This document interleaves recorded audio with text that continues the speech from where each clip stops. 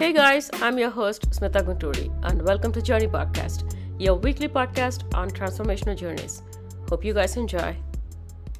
Hello everybody, I have Erik with me today.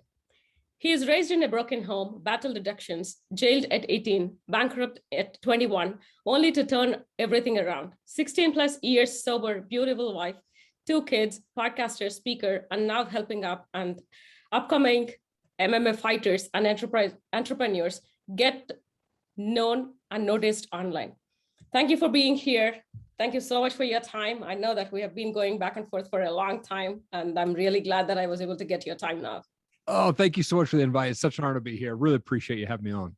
Thank you. Thank you. Please go ahead and tell us your story. Yes, I know I have heard it a little bit here and there, but not the complete story. So if you can start like where you started your journey and why you are helping others right now. Yeah, I mean, I think when I grew up, I had the typical household, right? We went to Sunday school, I played Little League, but my parents got divorced when I was 11 years old. And I never heard that word before. I didn't know anyone who had gotten a divorce before. And then when they got divorced, my mom immediately got together with this guy who I remember like the very first date was very physically abusive. And for some reason, my mom stayed with this guy. And I remember like there'd be times where they'd be arguing and I'd be looking through the outside window of our house into their bedroom and he'd be hitting her with a cordless phone, like just crazy, And I didn't understand why my mom stayed. Cops would come. My mom would never just press charges. And they did the smart thing. They got pregnant. And then they decided to move us from Washington State, where I grew up in Eastern Washington, a place called Tri-Cities out there. And they moved us to small town Montana, Stevensville, Montana, population 1,200 people. And it had 5 acres of this property they rented. And then there was a house on the top of the property. And the house had 3 bedrooms. There's one for them, one for my brother, who's just a couple months older this time, and then one for my sister, who's 4 years younger than me. So I literally said, Eric, you get to live in the garage. I had this plastic tarp at the end of my bed that separated my bed from the truck that pulled in and the, firewood that was stacked against the wall there. But, luckily my half of the garage did have a fireplace in it that would keep me semi-warm when it would get to -degree weather in the winters of Montana. So it was kind of crazy. But, the abuse didn't stop. In fact, it got worse because we were further away from police stations. We were further away from people that could get to there to help my mom if something was to happen, and they came up arguing one night. It wasn't anything different than any other night. I was 13 years old and, brushed my teeth. And I felt in that moment that God was speaking to me and he's like, dude, you got to see what's going on. There's some stuff going on, so the way the house was set up was behind me was the pantry to the garage where I stayed. And so as I turned around the corner to look down the hallway, I saw him on top of my mom. Boom, boom, boom, just one shot after another. Yeah. And so I said, well, I got to get this guy off. And I walked up and I grabbed a cast iron pan and I swung as hard as I could and I split the back of his head open. Wow. And he turned around. It didn't knock him out. He said, what? Then as he said that, I took another swing and split his forehead open. And he was so drunk, he didn't get knocked out, but I had fallen over that second time I had swung.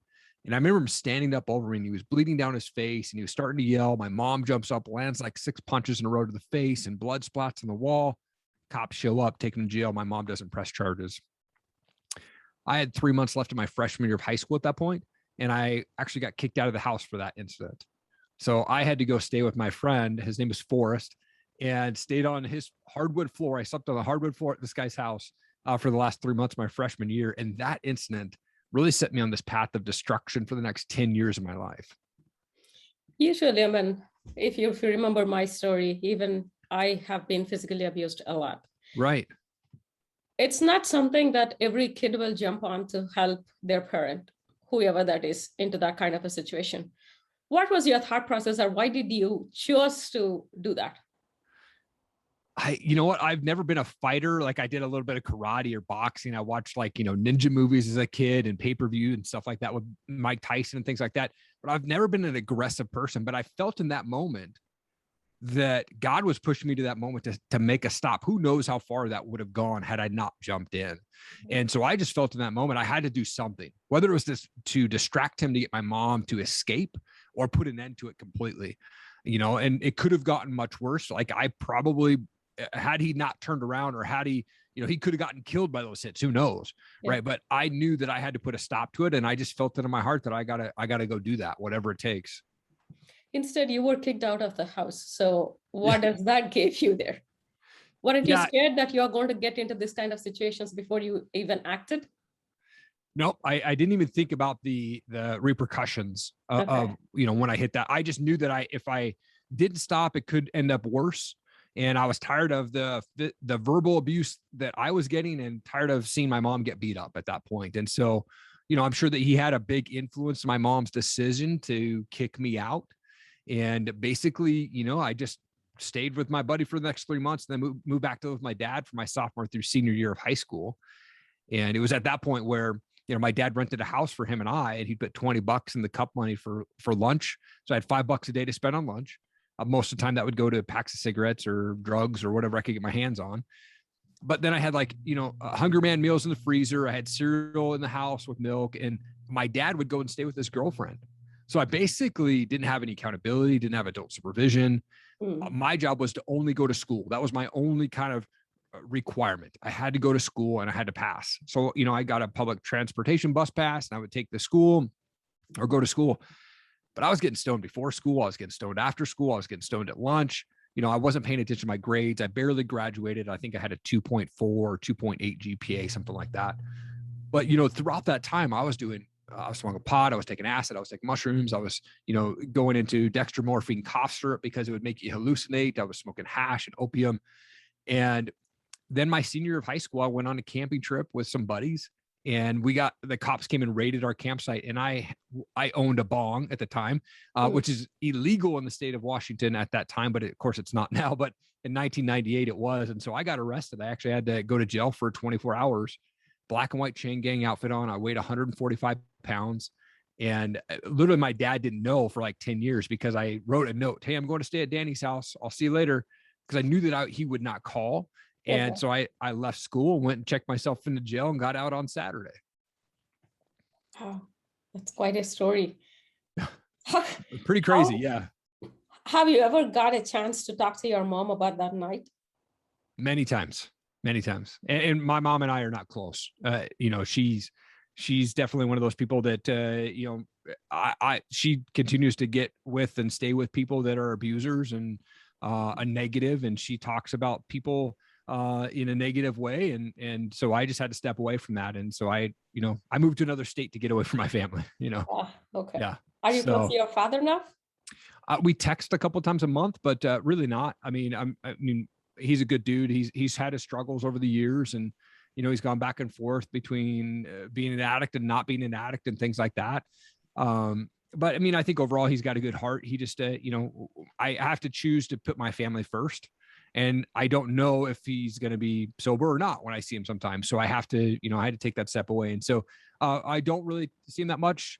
Again, he lives in Washington. I live out in Idaho. So, maybe a couple times a year we'll see him. But, my senior year, 2 weeks after I graduated high school, I woke up to a Post-it note on my bathroom mirror that said, "You can't comply with house rules. You have 48 hours to get out." So I got kicked out again. Right. And so then I was like, crap, I got to be an adult real quick. And so I started living with whoever I could live with. And basically for the next 2 years, between the ages, or 3 years, between the ages of 18 and 21, I moved 21 times. I was living on couches of here, 3 weeks there, 2 days here, 7 days here, wherever I could stay, and basically living off of credit cards because I couldn't hold a job. I wasn't responsible. I'd stay for a job for 3-4 months and, barely show up and things like that. So I was living off of credit cards. And it caught up to me. By the time I'm 21, I was $28,000 in debt and had to file bankruptcy. Wow. I'm sure like a lot of kids right now would be in the same situation, like, looking at their moms into domestic violence kind of a situation. So sure. How do you suggest, like, what would be your suggestion for them, how to handle those kind of situations? For the mom or for the son? The son. I think that as a son, it's built in you to want to protect your mom. Right. Yes. And so I think if you can convince them to get out of that situation, do whatever it takes. Right. But if you have to step in and physically like remove them or physically do some harm to somebody who's hurting your mom, like, I'm all for it. If you're a man and you're beating up a woman, then you should be beat up. Like, that's just, I don't care what you were taught or not. Like, if you were taught that by your dad or whatnot, like, men should not hit women. And so if you're the son in that situation, I think you do need to step up and try to get in the middle of that and get out, or get yourself out of that situation, because at that point, your mom has a choice to either stay or go, right? And if you can protect them, awesome. But if they continue to go down that path of, hey, I'm just going to stay here and continue with this abuse, there's only so much you can do as the son in that situation, where you can either watch it or you can kind of step back and go, okay, I need to live for me, right? And so I need to make a choice to do that. Absolutely. And you also mentioned that you were bankrupt. Is that the credit card thing that you were mentioning, that you were bankrupt at 21? Totally. Yeah. I think I Oh, had like 10 different credit cards. The first credit card I got was a Sears credit card, and I bought a Handycam Sony camera so I could watch my buddies skateboard. That was what I did. And I was like, what? I'm going to pay $20 a month on this thing? Shoot, And then I was like, I can go get a credit card at JCPenney's and Visa. Oh my gosh, everyone's like, give me these credit cards, and not even thinking about the repercussions of that. And then, of course, I was able to go get a car. When I was 21 years old, I had a 1998 Acura Integra, which was the nicest car I owned. It was leather. It was real low miles. And I only paid my car payment was like $200 a month on it. But because of my age and where I lived in Seattle, and because of that car, my insurance on that car was like $450 a month. yeah. And I couldn't afford it. And so I ended up just giving that up in the bankruptcy as well. About the situation that I was talking before, about the son situation. Yeah. Yes, if the mother chooses to stay back, like your situation, where can these kids get help from? If they wanted to really leave the house and wanted to take care of themselves, yes, as you said, like, yeah, I have to take care of myself. So if they decide that they want to take care of themselves, where can they get the help from? That's a great question. I think it all leads down to the people that you surround yourself with. And so when I finally woke up from this mess of a life that I was living, I found guys that were living the life that I wanted to live. And I purposely put myself in situations where I could become their friend, or I could purposely hang around them. And so I think if you're the son in that situation, you want to get out of that, you got to go find men that are living a life that maybe you want to live, or maybe they're the dad that you always wanted, or maybe they're the person in your life, that mentor in your life that could be somebody that could help you out, right? Whether that's at a church or a recreation center, or a teacher or something like that. That their heart, they're kind, that they're going to help. And I think as a son, watching that, if you can go get around those people that are living the life that you want, or being that mentor person that you want, go and be around them and get out of that situation. So for me, my escape early on was my buddy Dave. Like, I met Dave in first grade, and his family is amazing.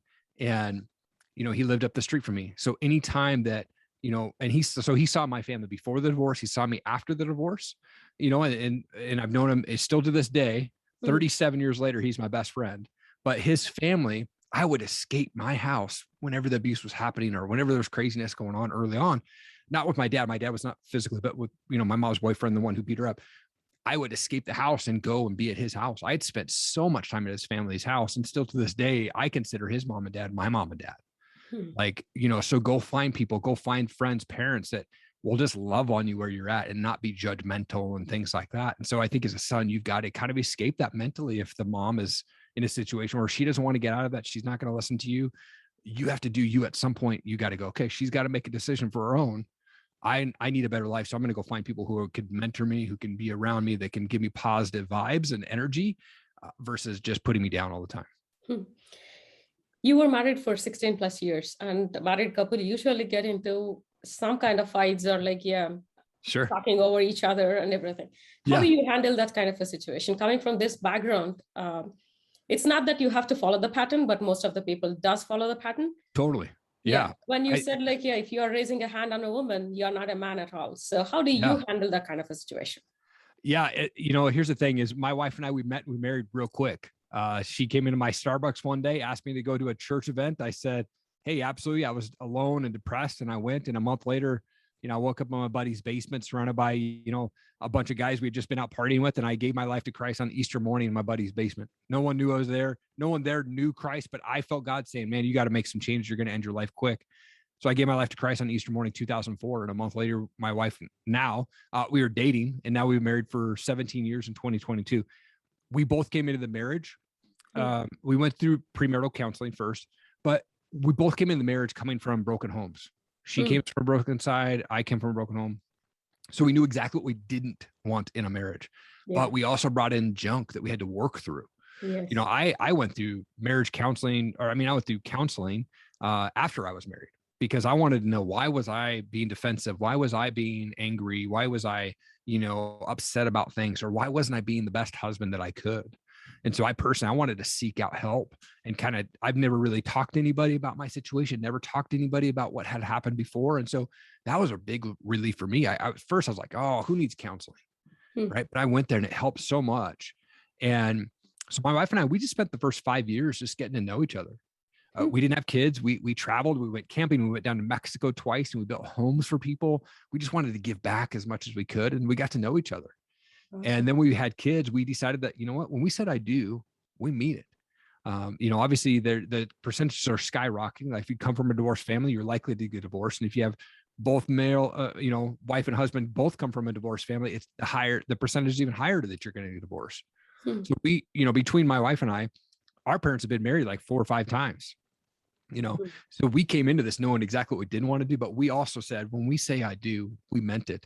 And we've been married for almost 17 years. We're never going to agree on everything.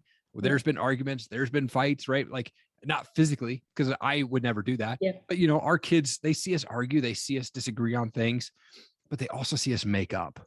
Like, so I'll be slow dancing with my wife in the kitchen, or I'll kiss her or hug her in the kitchen. Right. And I do that for my kids. Our kids have seen us argue. Our kids have seen us make up from that, because they know that. And we've told them, we're like, hey, you know what? We're not going to always agree on things. We're going to get angry. We're going to raise our voices sometimes. But there's one thing that will hold us together, and that's our relationship with Christ, and that's our relationship with each other. And we're never going to break that bond. We are changing, we're breaking the chains of addiction, abuse, rejection, and divorce in my family. Going forward, we're changing the legacy, so our kids will never have to experience that. Awesome. Amazing. When you said you're working with the people that are going through the divorce, are like now breaking chains of divorce, abuse, and addiction. Abusive people, for example, some people doesn't see it as an abuse. They see like, the other person is way too much in love with them, and they have to put up with whatever they are doing. Sure. What is that you would tell them that is actually abuse and it is not love? I think if someone is serving you, like, right, if they're serving you, let me back that up. If you're in a relationship and you're being hurt at all physically, that's the wrong relationship for you, period. If they shove you, that's a wrong relationship with you. If they hit you, that's definitely a wrong relationship with you, right? For you. So if you're, whether male or female, like, you should not be getting physically abused at all. It just shouldn't happen. And if that starts, I'm not a forgiving person when it comes to that stuff. Like, yes, I'll forgive them, but I wouldn't stay with that person, right? So you could forgive. There's a difference between forgive and forget, right? So you can forgive them, but if you're in a situation where you're getting physically abused at all, shoved, hit, get out, like, get away from that person. That's a very toxic person, and very likely that they will not change.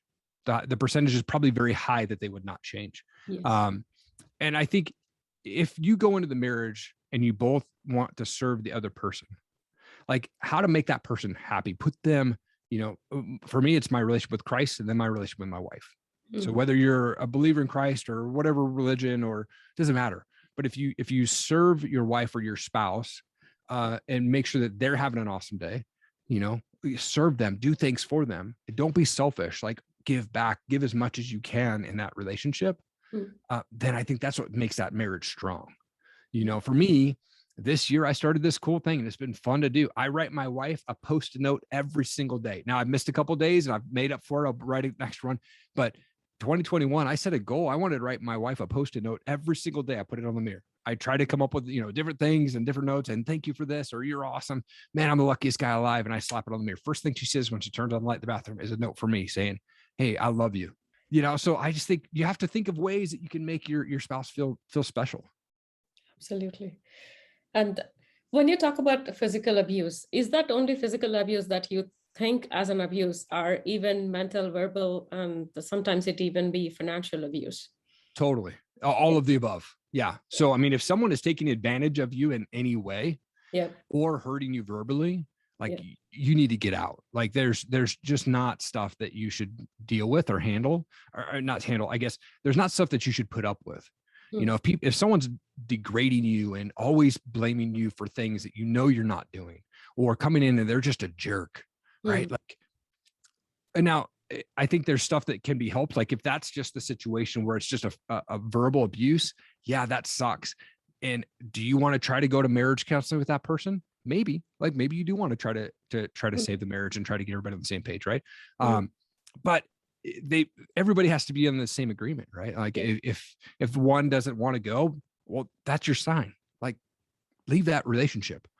And I'm not a big fan of divorce, but if you're getting abused, if you're getting hurt, if someone's hurting themselves or hurting you, then you need to get out.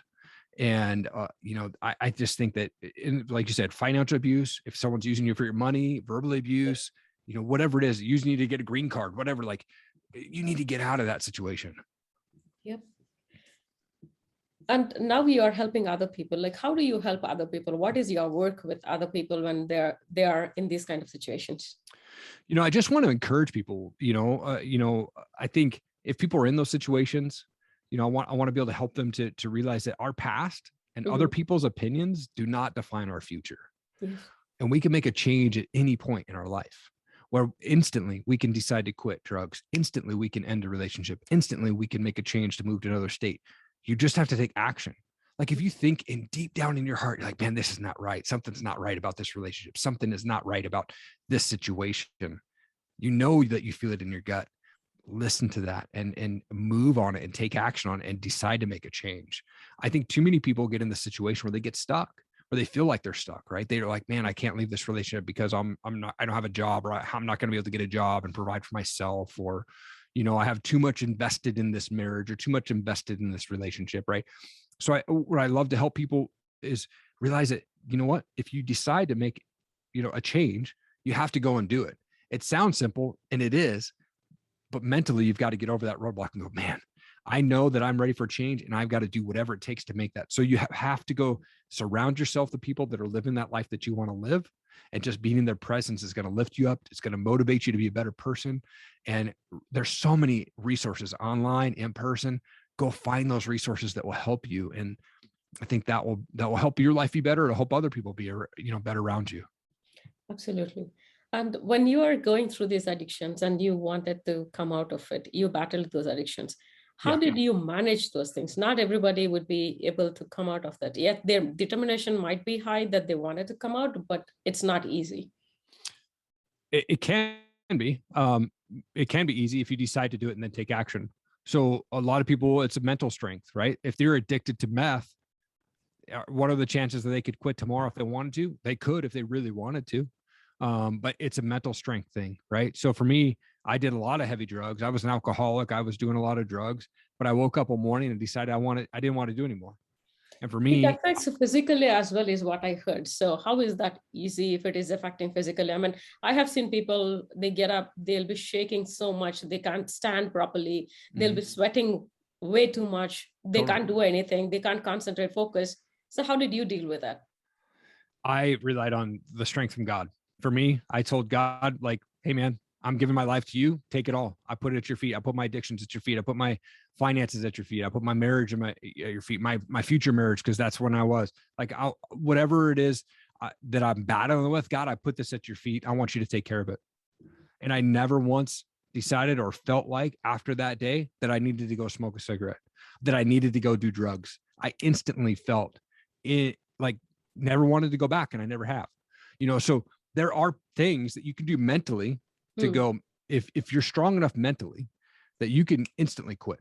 You can break addictions like that. Now, if you're in the wrong environment, if you're surrounding yourself with people that are continuing to be abusers, continuing to do drugs, continuing to drink in front of you, that is going to hurt your chances of getting better instantly.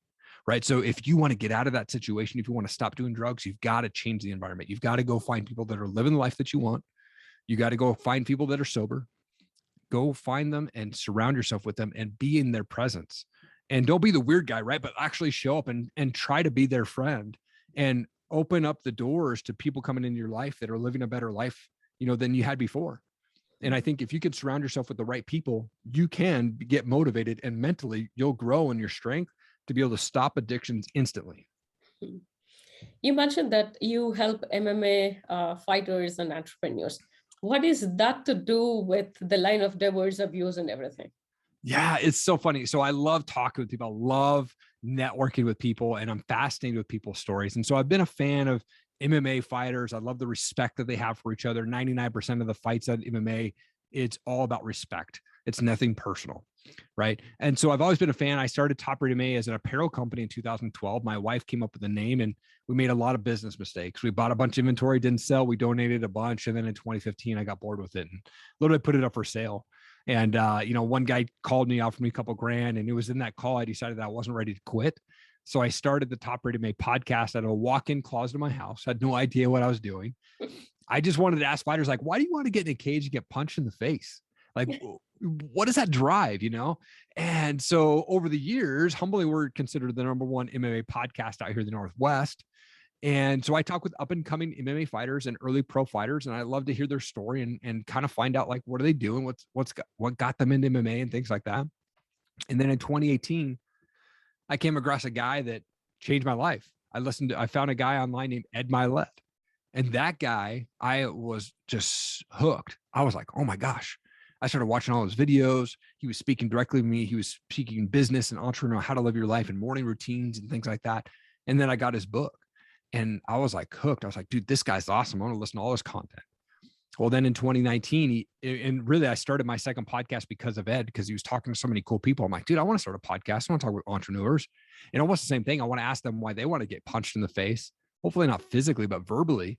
We get no's, we get rejected, we go to bankrupt, we get failures, but we keep going.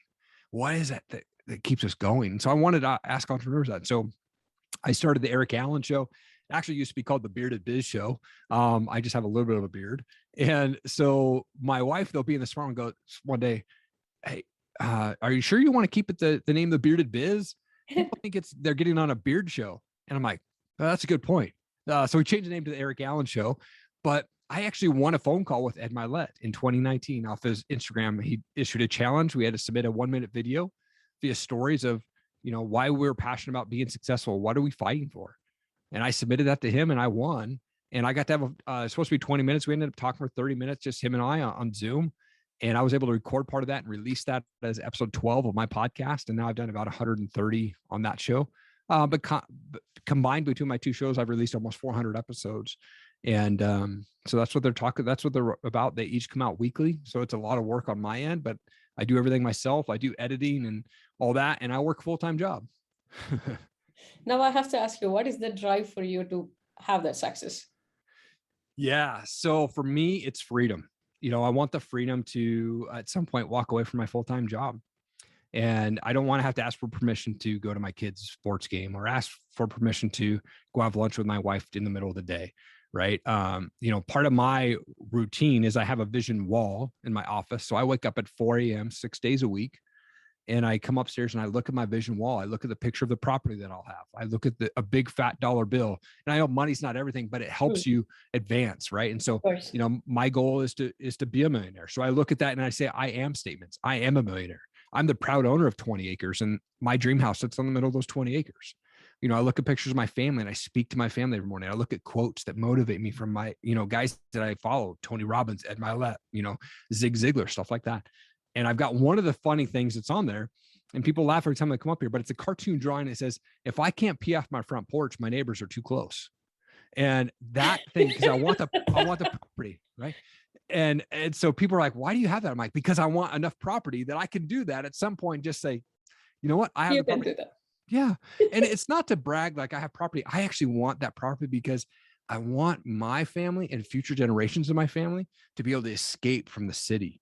And I want them to have this peace on this property away from the craziness that happens in the world where they can just come to my property and they can stay there. They can have fun. They can ride dirt bikes or whatever it is. Right. I want that property to be that escape for people that we can, help people who are in need. Maybe our friends are running out of money and they ran into a rent situation. Hey, come stay at our house on our property. Right. Like I want to be able to have that property to use it as a tool to impact people. And that's really that big drive for me. Amazing, amazing. So what is success to you? Success is being with my family and being able to provide a roof over their head, and nothing material, right? Like I don't need computers. I don't need phones, but if I can protect my family and I can be with my family and see them on a daily basis, that's success for me. Marriage, staying married to my wife for, 50, 60 years, that's success. Raising my kids to be good people that they just love on people, like that's success for me. Um, I want to be able to just be able to always provide for my family. One of the goals that my wife and I had when she was pregnant was I wanted her to be home a full-time mom. And so my daughter was like 6 months old, and I had finally got a job that made enough money for her to come home. And she's been home ever since with our kids, and our kids are 11 and 8 now. Okay. You do a lot of giveaways from the starting. You did that. You were helping other people, whether it is like, yeah, you were good passing on, or like your knowledge, your wisdom. You also did materialistic giveaways. And Mhm. I don't think you talk about it anywhere at all. That might be a humble way to put it, that you don't want to talk about it. But what is that other work that you actually do? For my full-time job, No, the giveaways part of it. giveaways. So I love to just, give money back. I love to help with people whenever I can. Money helps, right? And some people are low on rent or whatnot, but I love to be able to give back. We give back to Hire Heroes USA. So part of the affiliate programs that I have on my website, I donate 20% of that affiliate income that I make from my website to an organization called Hire Heroes USA, and they help veterans and their families transition back into the workplace. I'm not a military vet myself, but I'm very proud. I wish that I would have. I'm too old. By the time that I smartened up and realized that I should be more respectful and honoring to those that are serving and fighting for our freedom on a daily basis. I was kind of out of age to go and join the military, but I just wanted to be able to give back. So I give back in monetization form to Hire Heroes USA, great organization. And, my wife and I, when we get paid, we purposely take a big chunk of that and we put it into an account. We just call it the charity account. And whenever we run into people, maybe we run into someone at the store and their credit card gets declined. Well, I've got money that I'm going to pay for their groceries. I want to be prepared to be able to provide and help people whenever I can. And so I never want to be in a situation where, like that one lady at a grocery store, her card declined, but I was like, I had money in my charity account. So I knew that whatever the bill was, it was 200, 400, 500 bucks, whatever, I'll pay for your groceries. Don't go running back home and try to get your money. I'll take care of it. I want to be able to do that for people. And so that's really a big thing for us is my wife and I are on the same page. We just want to be able to give back and provide it and impact the world. Not everybody will get that kind of a thought to do that. Of course, like paying the bill. Yes, I have seen people do that. But to have that kind of a thought process, or to trigger that kind of a thought process, what do you suggest are like, how do you think that can be done from other people? I think that if we start reading books about like successful people, and whether it's a success marriage, successful entrepreneur, successful doctors, whatever it is that you're passionate about, if you're reading stories of people that are successful in whatever it is that you're passionate about, you'll find this common theme where they all gave back in some way. Maybe they gave their time. They went and served at, local, women's shelter, and they gave, packed clothes or packed food or whatnot for Christmas. Like, I think there's this common theme, like if you want to help people, or if you need help, then you need to go help people, right? And I'm not saying that like financially, maybe it's time, right? Yeah. So I think if you can be selfless for a little bit and just go help people. If you see someone on the road struggling, or someone needs they're holding up a sign, and or maybe you see someone at the store and they're like, man, I'm working 2 jobs, I'm trying to pay bills, and I'm your server, and just ask people their name. I think that's what helps brighten the day. So it doesn't need to be a monetization thing, where if you want to help somebody out, make them smile. Like when I wake up in the morning, I know that as soon as I open my eyes, I've got to win, because God gave me another day to see my family. That's win number 1. And then I jump out of bed and I make my bed. There's 2 wins in 15 seconds. It's going to be an awesome day, right? And then I set this goal every single day. I want to make sure that I'm putting a smile on someone's face, whether that's in person or at the store or via Zoom. If I'm at the store and they've got a name tag on, I'm calling them by their name, because that's not there just so we can complain. It's there so we can call them by their name. Oh man, thanks Jim for ringing out my groceries. Oh man, thanks so much for packing that bag today, John, or whatever it is, right? Call them by their name because it'll put a smile on their face. People love to hear their name, right? So if they're your server, man, hey, what's going on, Jill? Like, call them by their name. Be nice to people, and that'll just put a smile on your face. So I think like people want to help out, and if your life wants to get lifted, go help somebody else because you'll get so much joy out of helping others, and it'll lift your spirits up just to be able to give back. Absolutely. And when we met, or like, yeah, when I saw your post, we spoke about this just before starting this interview as well. You mentioned that you wanted to be in 100 different shows, and I believe you hit 106 today with my interview. So how does that feel, like that journey for you? Oh, it's been so much fun to just meet so many people, to set a goal early on this year to be a guest on 100 podcasts this year. It was kind of daunting at first because last year I set a goal to be on 50 podcasts and I only did 26. And I was like, well, that kind of sucked. I didn't even put any effort in that thing, So like, I was like, all right, I'm gonna do 100 this year. So I mean, I literally put like this total stretch goal for me to get on 100 shows this year. And, when I hit 100, it was awesome, but I didn't want to stop at 100. So that's why I'm continuing to do shows and, been blessed to be on your show. This is my 106th interview of the year. And, I'm excited because at the end of 2021, I'm gonna take all the shows that I was on this year and I'm going to release a cool video and have links out to all the shows that I was on and stuff like that. So, but it's just been a fun journey to meet so many different people. And I love podcasting. So I love meeting other podcasters like, oh, how do you do this? Or how do you do that? Like, I love it. It's been fun. That's so awesome. Congratulations for hitting that number, even going beyond the number that you put the target as. Thank you. Yeah, absolutely. It's been such a fun journey. Definitely. I believe so. Yes. I can see that light or happiness in your face when you're mentioning that. Yes. Oh, you're all lit up to say that. Yes, I have done that. Yeah. And I think we have to stack the wins, right? Like I said, open up, eyes, there's win number one, make your bed, there's win number two, like find those small wins early on in the morning. And that your mindset doesn't know the difference between a big win and a little win. They just know that your mind just knows that you're winning. So if you do something small, like if you say you're going to do something, go do that. And your mind goes, yes, we got to win, right? I'm going to eat breakfast today at 8:00. You eat breakfast at 8:00, boom, your mind goes, yes, right? Oh, I'm going to go pick up the trash today. And you go do that. And your brain goes, yes, right? So stack those wins throughout the day and your mind will go, man, this is awesome. It's going to be a great day, right? Stack those wins. And, like I said, get into a routine. For me, like I said, I wake up 4 a.m. 6 days a week. And people are like, why the heck do you wake up to 4 a.m.? And here's the thing is my desire to be successful is bigger than my desire to sleep. Yeah. And so I want to be able to do that. And I have more time of the day now to put a smile on someone's face. So that's why I get up at 4. What time do you go to bed? I am not a party animal. So usually like 9:30, I'm out. Like I'm snoozing. For most of the people, 9:30 is still evening, actually. Totally. Yeah, exactly. Yeah. And my wife and I are opposite. So she's kind of a night person and I'm more the morning person. But the reason I get up at 4 a.m. is it's beyond the excitement of like being able to get things done and grow, my personal relationship with Christ and personal development, stuff like that, is if I get up early and I work on that stuff, I don't have to eat into family time. Mm-hmm. So 5:00 in the afternoon, that's when I'm off my other job.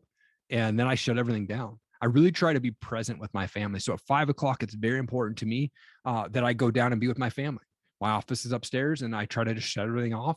But if I was getting up at 8:00, then I'm eating into that family time to work on myself. So if I get up at 4, I'm not eating into that family time. I can just at 5:00, I can call it good. What is the other work that you do? You just mentioned like you have to shut down my other work. Yeah. So I work for a small startup. It's a swag management platform. And, then I do some sales on the side. So I do laser engraving. I do content creation. So brands will send me their products and want me to do videos like box openings or how-to videos, explainer videos. So I do a lot of that stuff.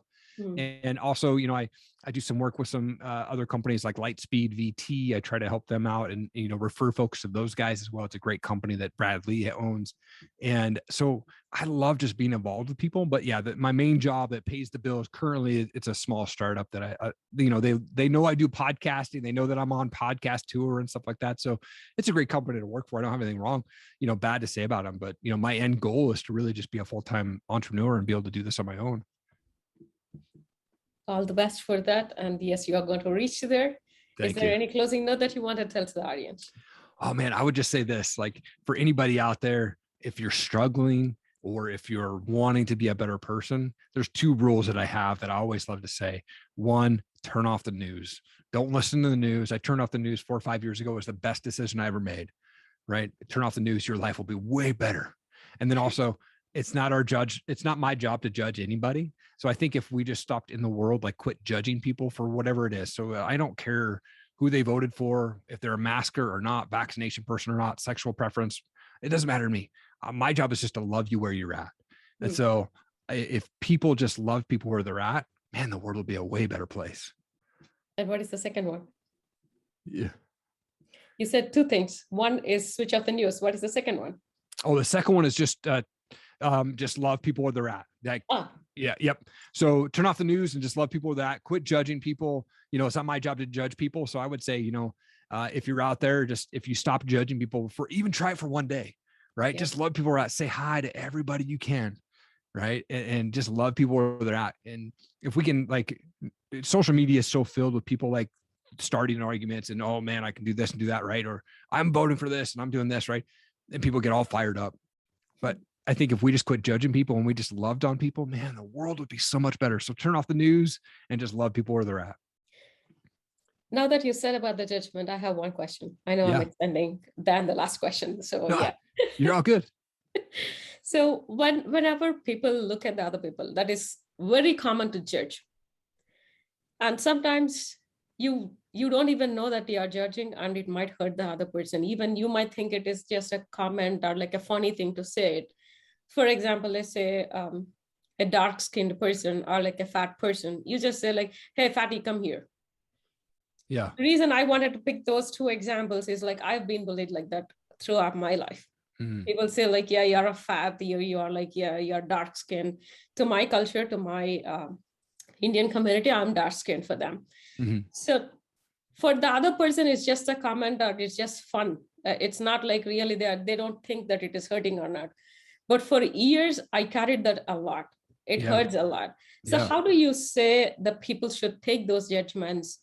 The people who are telling it's common, they are going to say it regardless whether you're hurting or not. They are never going to stop. You can't correct every person in the world. Instead, you can correct your thought process by how you take them. So what do you suggest for that? First of all, we need to understand that hurt people hurt people.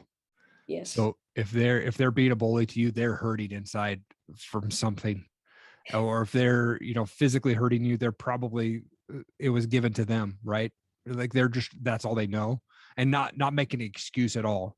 But what I'm saying is they're doing that because that's what they were taught, or they're hurt, right? And they should be stopped, right? Absolutely. But I think if you're the person who's getting bullied, you're the person who's getting name called, we need to grow. So like, it hurts. It does. When you hear someone say stuff like that, fatty or whatever it is they want to call you, right? Like, I've been bullied too. It called names and things like that, and people make fun of me.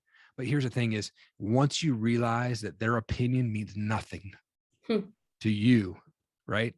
Like, their opinion doesn't matter what they say about you. Where you should be worried about you. And yeah, it kind of hurts. Let it sting for a second, but get over it, because the sooner that you can go, they're the one that's hurting, not me. Like, I can get out of this situation. I'm going to choose to ignore them. Yeah, it's going to suck. It's going to sting for a second. But the sooner that we can go, man, your opinion doesn't matter to me. We can live our life. We can move on and make a bigger impact on someone else. Maybe someone else is going through that same situation, and you can encourage them. Hey, don't worry about those guys. Don't worry about them. You're awesome. You were given, you were created with a plan to make an impact. And whatever your story is, don't worry about them. You worry about you. I promise you, there's a plan for your life, and don't worry about those guys. A lot of people talk about forgiveness. What is forgiveness in your words?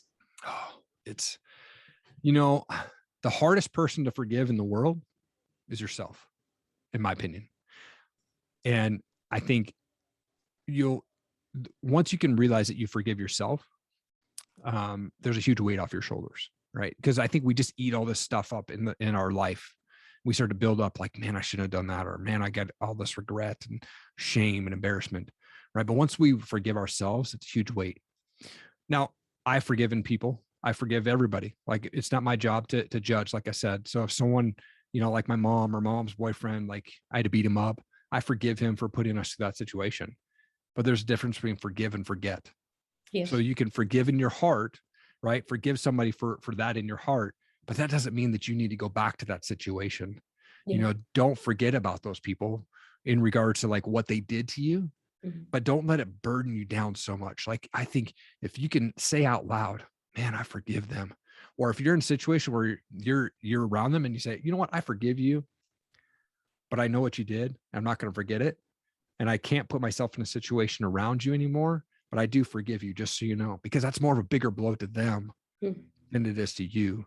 And it is tough. It is tough to forgive yourself. It's tough to forgive abusers. It's tough to forgive those people, but I think if we can mentally go, I do forgive them, that's a weight off our heart and our shoulders. And then we just move on, but we don't have to forget, right? I think a lot of people think, well, if I'm forgiving them, then I've forgotten what they did. And that's not the case. We can forgive them, but then just don't forget and don't put yourself in situations where that might happen again. And if it does, you got to skip town. You got to get out of that and, get them out of your life as quickly as you can. Okay, thank you for tuning in. And you can find me on all the socials at Smitha Gunturi and the show notes for any resources mentioned. See you next week. Take care.